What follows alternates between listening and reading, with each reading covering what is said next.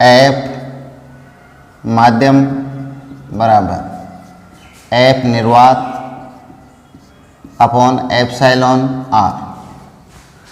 पहले जो पेरावैद्युतांक की परिभाषा थी वो थी एप्सिलॉन R बराबर epsilon M upon epsilon not. किसी माध्यम की विद्युतशीलता व निर्वात की विद्युतशीलता का अनुपात माध्यम का पेरावैद्युतांक कहलाता है। अब यदि बल के रेस्पेक्ट में परिभाषा देखनी हो तो एप्सिलॉन R बराबर F निर्वात अपॉन F माध्यम। तो बिंदुवत स्थिर दो आवेशों के मध्य निर्वात में लगने वाला बल व माध्यम में लगने वाले बल का अनुपात उस माध्यम का पेरावैद्युतांक कहलाता है। ये हो गया पेरावैद्युतांक की परिभाषा। ये भी सही है और ये भी सही है। नेक्स्ट एक क्वेश्चन आता है कि प्रोटॉन और प्रोटॉन के मध्य कार्यरत बल। तो प्रोटॉन और प्रोटॉन के मध्य कार्यरत होने वाले बल अगर देखना चाहें तो क्योंकि प्रोटॉन पर आवेश है तो प्लस ई और प्लस ई आवेशों के मध्य कूलाम बल कार्य करेगा स्थिर आवेशों के मध्य। प्रोटॉन एक पार्टिकल है, कण है, तो इसका द्रव्यमान है। दो द्रव्यमानों के मध्य बल गुरुत्वाकर्षण बल कार्य करता है।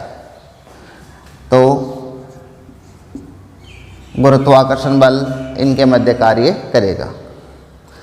अगर प्रोटॉन प्रोटॉन किसी नाभिक में है, न्यूक्लियॉन में है, तो इनके मध्य एक परबल नाभिकीय बल भी कार्य करेगा। इलेक्ट्रॉन इलेक्ट्रॉन के मध्य बात करें बल की, तो इलेक्ट्रॉन और इलेक्ट्रॉन के मध्य गुरुत्वाकर्षण बल कार्य कर सकता है क्योंकि द्रव्यमान है, और कूलाम बल कार्य कर सकता है क्योंकि आवेश है।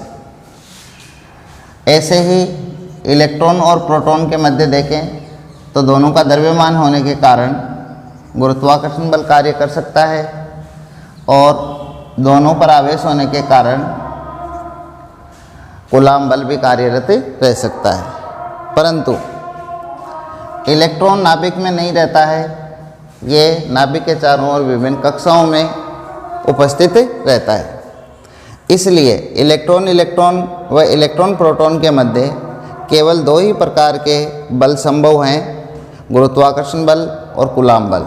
जबकि प्रोटॉन प्रोटॉन के मध्य अगर प्रोटॉन न्यूक्लियॉन में है, नाभिक में है, तो प्रबल नाभिकीय बल कार्यरत रहेगा, तथा आवेश होने के कारण कूलाम बल भी कार्यरत रहेगा, और द्रव्यमान होने के कारण गुरुत्वाकर्षण बल भी कार्यरत रहेगा। इन बलों की परास की बात करें तो कूलाम बल या स्थिरवैद्युत बल व गुरुत्वाकर्षण बल दोनों की ही परास अनंत होती है। तो दोनों ही बलों की परास अनंत होती है। तो दोनों में अंतर देखा अपन ने कि कूलाम बल माध्यम पर निर्भर करता है, परंतु गुरुत्वाकर्षण बल माध्यम पर निर्भर नहीं करता है। गुरुत्वाकर्षण बल तुलनात्मक रूप से कूलाम बल की तुलना में दुर्बल बल होता है। अगर समान दूरी ली जाए, समान दूरी के लिए देखा जाता है तो गुरुत्वाकर्षण बल कूलाम बल की तुलना में बहुत अधिक दुर्बल बल माना जाता है। जैसे पहले बताया, इलेक्ट्रॉन इलेक्ट्रॉन के मध्य, प्रोटॉन प्रोटॉन के मध्य, इलेक्ट्रॉन प्रोटॉन के मध्य कूलाम बल और गुरुत्वाकर्षण बल का जो अनुपात होता है वो 10 की पावर 42, 10 की पावर 39, 10 की पावर 36 इस प्रकार से प्राप्त होते हैं। अब क्वेश्चन आता है कि दो आवेशों के मध्य न्यूनतम कूलाम बल कितना हो सकता है। दो आवेश हैं और उन दोनों आवेशों के मध्य यदि न्यूनतम कूलाम बल कितना संभव है, तो दो आवेशों के मध्य न्यूनतम कूलाम बल ज्ञात कीजिए जब दोनों आवेश निर्वात में 1 मीटर दूरी पर स्थित हो।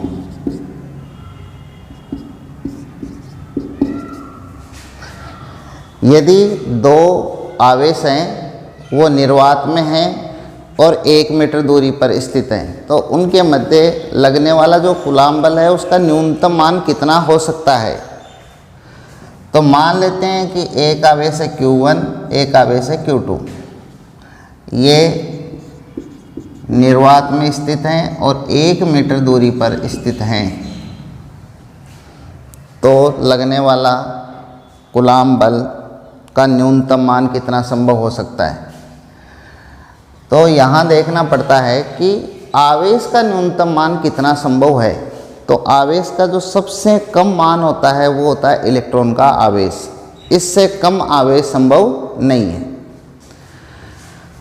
तो न्यूनतम आवेश ले लिया जाए इलेक्ट्रॉन का आवेश। अब इसको अगर निर्वात में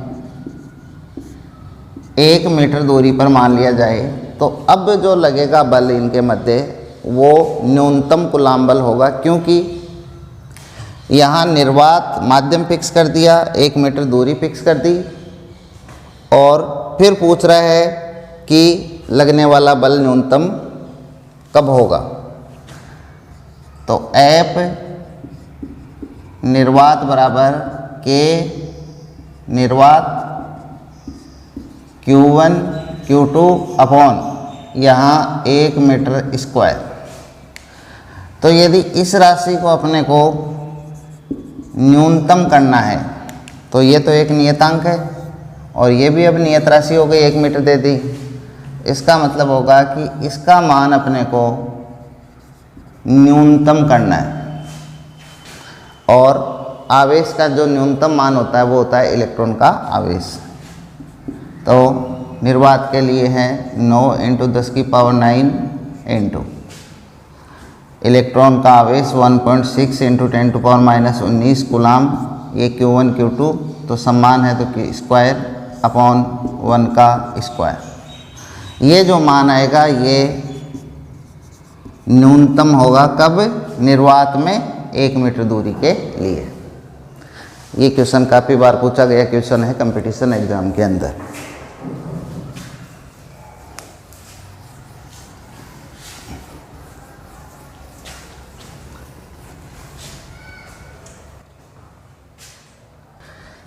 अब देखते हैं कूलाम बल की दिशा। तो बल एक सदिश राशि है और सदिशों के लिए परिमाण और दिशा दोनों राशियों की ज़रूरत पड़ती है, दोनों की आवश्यकता पड़ती है। तो परिमाण अपन ने देख लिया कि दो आवेशों के मध्य अगर वो आवेश स्थिर हैं तो कितने परिमाण का बल लगता है। तो बल का परिमाण आया F बराबर K Q1 Q2 upon R square. अब अगर डायरेक्शन की बात करें तो दोनों आवेश अगर सजातीय हैं तो बल होगा प्रतिकर्षण का, अर्थात एक आवेश दूसरे आवेश पर धक्का लगाएगा, खुद से दूर भेजने का प्रयास करेगा। और यदि विजातीय आवेश हैं, सजातीय का मतलब प्लस प्लस या माइनस माइनस, विजातीय मतलब प्लस माइनस या माइनस प्लस, तो इनके मध्य जो बल लगेगा वो लगेगा आकर्षण का। तो देखते हैं, मान लो ये आवेश है Q1, इससे r दूरी पर दूसरा आवेश है Q2।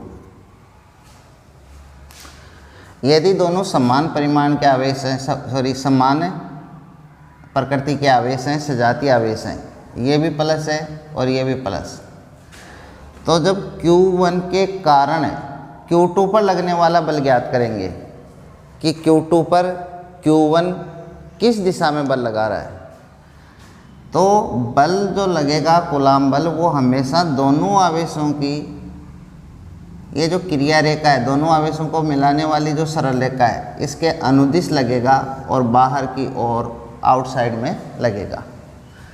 तो यह जो बल होगा वो आवेश 2 पर होगा 1 के कारण, और इसकी डायरेक्शन ये होगी। ठीक उसी प्रकार से यदि आवेश 1 पर आवेश 2 के कारण बल देखेंगे, तो आवेश 1 पर आवेश 2 बाहर की ओर बल लगाएगा F12 वेक्टर। अपन ने 11th क्लास में पढ़ा था कि अगर कहीं ऐसे लिखा हुआ होता है कि V12 वेक्टर, तो इसका अर्थ होता है कि कण 1 पर कण 2 के कारण, कण 1 का 2 के सापेक्ष वेग।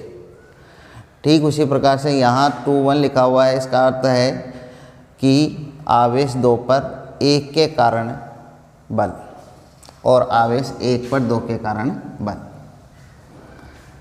ये बल की डायरेक्शन होगी। अब इसको सदिश रूप में किस प्रकार से लिखा जाए, तो इसका सदिश रूप देखते हैं। पहले एक क्वेश्चन करते हैं, उस क्वेश्चन से समझते हैं कि सदिश रूप से किस प्रकार से देखा जाएगा सदिश रूप।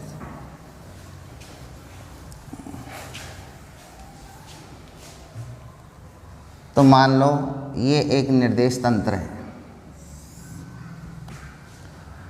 यहाँ पर इस जगह पे स्थित है Q1 आवेश और यहाँ स्थित है Q2 आवेश। मान लेते हैं Q1 जो आवेश है उसका स्थिति सदिश है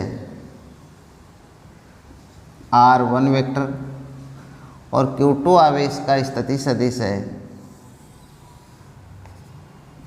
R2 वेक्टर।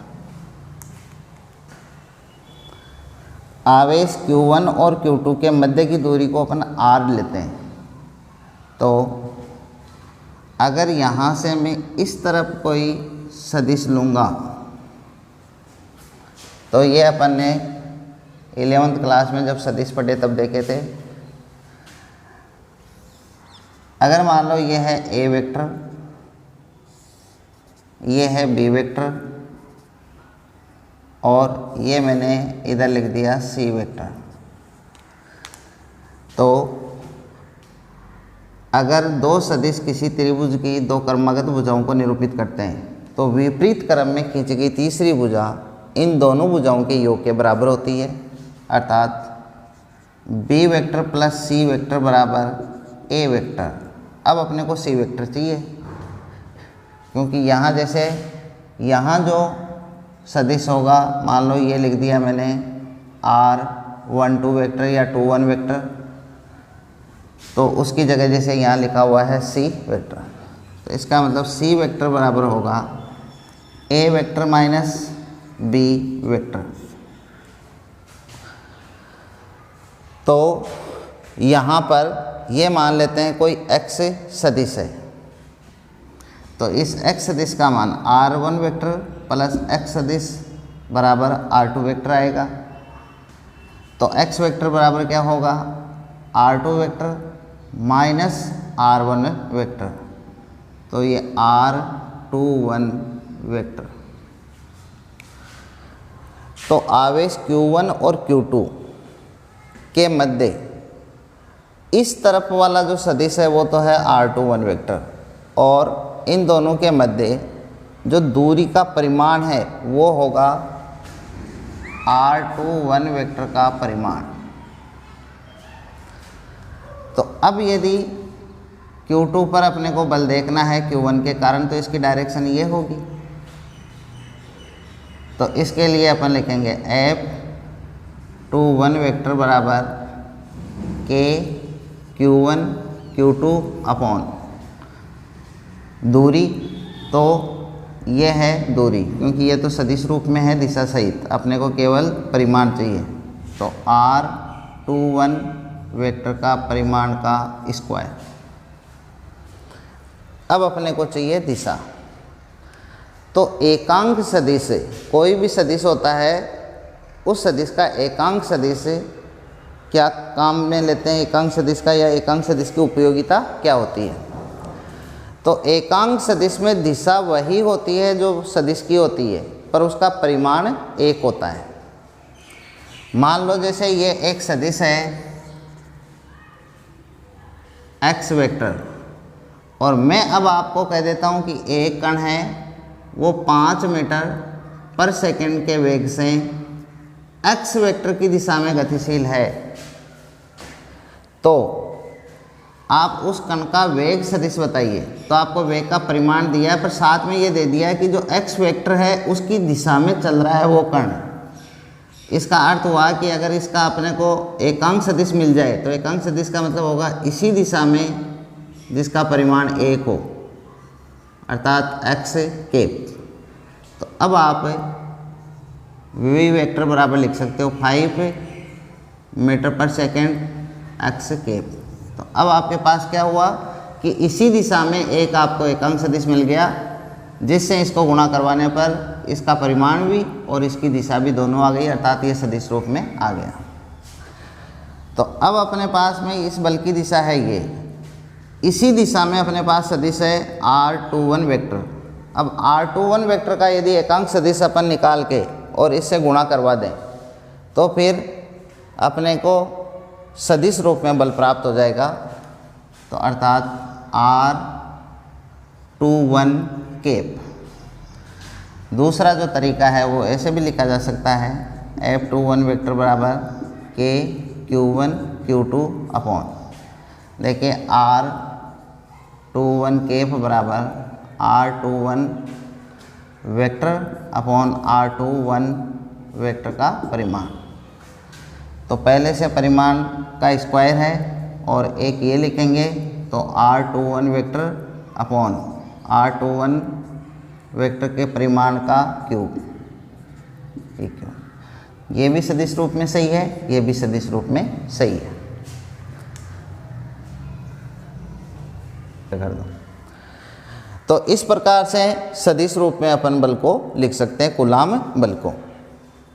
अब नेक्स्ट वीडियो के अंदर इस सदिश रूप वाले पर कुछ न्यूमेरिकल करेंगे। न्यूमेरिकल करने के बाद में अगर 2 से ज़्यादा अधिक आवेश होंगे, तो उन 2 से ज़्यादा अधिक आवेशों के कारण एक दूसरे पर लगने वाला बल अन्य आवेश की उपस्थिति पर निर्भर करता है या नहीं करता है। अगर करता है तो किस प्रकार से करता है, ये सब देखेंगे, जिसको अपन अध्यारोपण का सिद्धांत नाम से जानते हैं।